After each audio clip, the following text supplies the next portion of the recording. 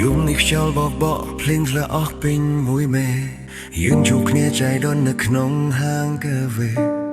អូនធ្លាប់ថាជួយចិត្តផឹកតែហត់ឡាទេពេលនេះបែរជានៅក្រោមសូននឹងសាសេ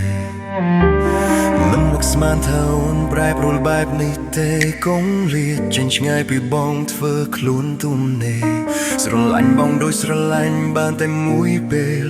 គ្រប់ពេលបើកដៃឲ្យគេចូលខ្លួនជ្រៀតជ្រែក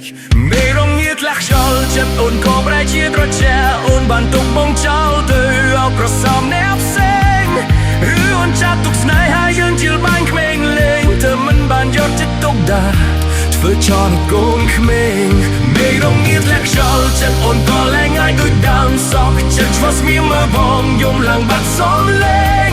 គ្មានលទ្ធភាពបន្តបើគូតប្រជែងលើកនេះបងពិតជាបានចាញ់ហើយមែនទេ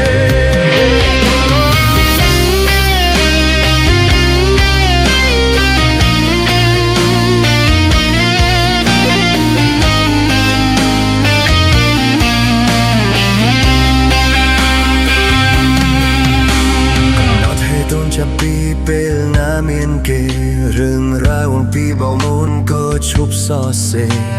ធ្លាប់ថាចូលចិត្តស្ដាប់សំឡេងបងមុនគេពេលនេះបែរជាឲ្យគេនៅច្រៀងបងពេកមិននឹកស្មានថាអូនប្រែប្រួលបែបនេះទេគង់លាចេញឆ្ងាយពីបងធ្វើខ្លួនទំនេរស្រឡាញ់បងដូចស្រឡាញ់បានតែមួយពេលគ្រប់ពេលបើកដៃឲ្យគេចូលខ្លួនជ្រៀតជ្រែកមេរងងារធ្លាក់ខ្យល់ចិត្តអូនក៏បែរជាត្រជាអូនបានទុកបងចោលទៅអបកសោអ្នកផ្សេងឬអូនចាត់ទុកស្នេហាយើងជាលបែកក្មេងលេងthើមិនបានយកចិត្តទុកដាក់ធ្វើចោលកូនក្មេងមេរងងារធ្លាក់ខ្យល់ចិត្តអូនក៏លែងអាចដូចតាមសក់ចិត្តសោះស្ងៀមមើលបងយំឡើងបាត់សំលេងគ្មានលទ្ធភាពបន្តបើគួរតចេញលើនេះបងពិតជាបានចាញ់ហើយមែនទេ